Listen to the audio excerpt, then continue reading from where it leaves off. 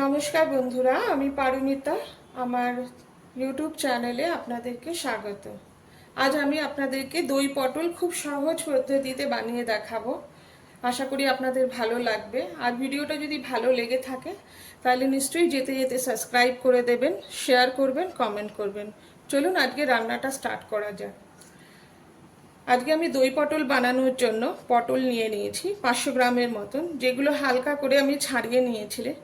আপনারা চাইলে এটাকে চেঁচেও নিতে পারেন। তো পটলগুলোতে হালকা করে করে মাঝখান দিয়ে একটু করে কাট লাগিয়ে নিয়েছি।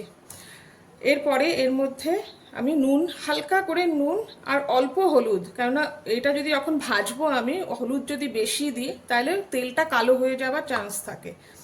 আর বানাতে যা যা লাগবে আমি আপনাদের দেখিয়ে দিচ্ছি। অবশ্যই ঘি, তার সাথে তো যেহেতু দই পটল বানাচ্ছি সেজন্য দই তো অবশ্যই লাগবে। কয়েকটা কাজু লাগবে, আমি 8টার মতন কাজু ভিজিয়ে রেখে দিয়েছি জলে। আর লাগবে কাঁচা লঙ্কা, আমার কাছে লাল লঙ্কা ছিল তাই আমি লাল নিয়েছি, এতে কালারও ভালো আসবে আর খেতেও টেস্টি হবে। আপনারা চাইলে শুকনো লঙ্কা বা লঙ্কার পরিমাণ আপনারা যদি গুঁড়ো লঙ্কা খান তাহলে সেটাও নিতে পারেন। আর ফোড়নের জন্য নিয়ে নিয়েছি গোটা গরম মশলা, যেটা আমি থেতো করে নিয়েছি, আর নিয়েছি শুকনো লঙ্কা দুটো ফোড়নের জন্য।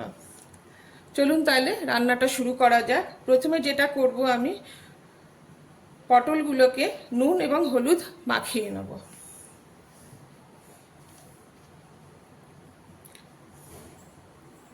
আমি অল্প করে হলুদ দিলাম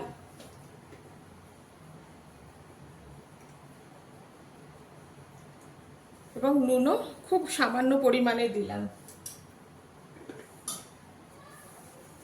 এরপর ভালো করে আমি পটলটাতে নুন হলুদ মাখিয়ে নেব। দেখুন আমি নুন হলুদ ভালো করে মাখিয়ে নিয়েছি পটলের মধ্যে। এরপরে আমি গ্যাসটা জ্বালিয়ে কড়াইটা গরম হতে দেব। কড়াইটা আমার গরম হয়ে গেছে, এর মধ্যে আমি কিছুটা তেল দেব পটলগুলো ভাজার জন্য।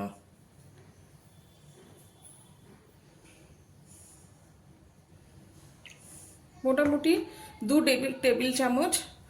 টেবিল চামচ আমি তেল দিলাম। তেলটা গরম হয়ে গেছে, এর মধ্যে আমি পটলগুলোকে ছেড়ে দেব। মিডিয়াম টু লো আছে, এগুলোকে ফ্রাই করব ভালো করে।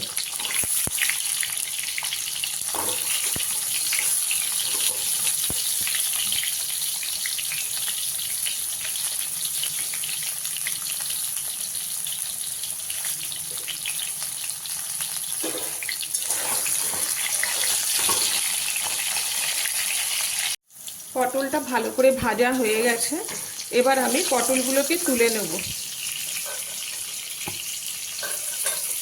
পটলগুলো তুলে নিলাম। এরপরে এর মধ্যে আমি ফোড়ন দেব। এই পটল ভাজার তেলের মধ্যেই আমি রান্নাটা সারবো। এর মধ্যে গরম মশলা ফোড়ন দেব, গোটা গরম মশলা যেটা আমি থেতো করে রেখেছি। এরপরে দেবো দুটো শুকনো লঙ্কা, কিন্তু এ দুটো একটু ফেড়ে দেবো, না হলে ফাটবে। এগুলো হালকা একটু ভাজা হয়ে গেলে আমি যে গুঁড়ো মশলাটা রেখেছিলাম সেটাকে একটু জল দিয়ে ভিজিয়ে রেখেছিলাম, সেই মশলাটা দিয়ে দেব।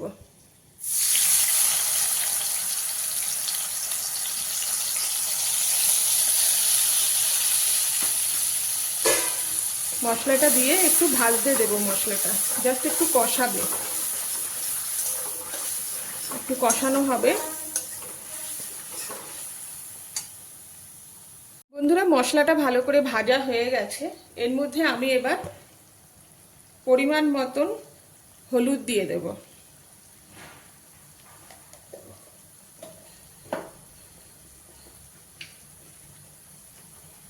আর স্বাদ মতো নুন।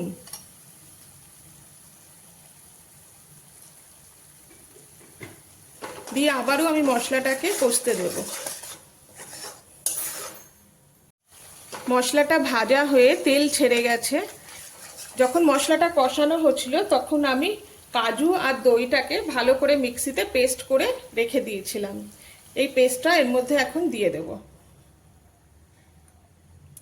দিয়ে আবারও এটাকে ভালো করে কষাবো। দই এবং কাজু বাটা দেওয়ার পরে মশলাটা আমার ভালোভাবে কষানো হয়ে গেছে। এর মধ্যে আমি এই কাঁচা লঙ্কাগুলো আমি রেখেছিলাম, লাল লঙ্কাগুলো 4টে লঙ্কা আমি দিয়ে দিলাম। দিয়ে একটু নাড়াচাড়া করে এর মধ্যে আমি ভাজা পটলগুলো দিয়ে দিলাম।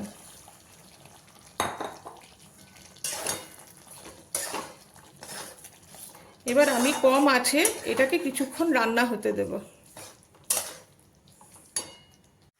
একটু রান্না করে নেওয়ার পরে দেখুন তেল ছেড়ে গেছে। এরপরে আমি হালকা অল্প একটু গরম জল দিয়ে দেব, পটলটা সেদ্ধ হওয়ার মতন। গ্রেভিটা এর ঠিক থাকবে, হালকা একটু সেদ্ধ হওয়ার মতন আমি এটা দিয়ে দেব। গরম জল একটু দিয়ে দিলাম।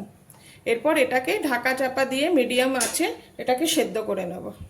মোটামুটি দই পটলটা বানানো হয়ে গেছে। এরপরে আমরা এখানে একটু মিষ্টি দেব। যারা যারা মিষ্টি খেতে পছন্দ করেন, নিরামিষ খাবারে মিষ্টি দেন, তারা দিতে পারেন, কিন্তু আমি একটু নিরামিষ খাবারে মিষ্টি দেওয়াটা বেশি পছন্দ করি, ভালো লাগে খেতে, টেস্টটা ব্যালেন্স থাকে। তো সেজন্য অল্প করে একটু চিনি দিয়ে দেব। চিনি দেওয়ার পরে একটু জাস্ট নাড়াবো। আঁচটা অবশ্যই মিডিয়ামে রাখবো। একটা থিক গ্রেভি হবে। দেখুন আমাদের গ্রেভিটা কিন্তু ঠিক হয়েছে।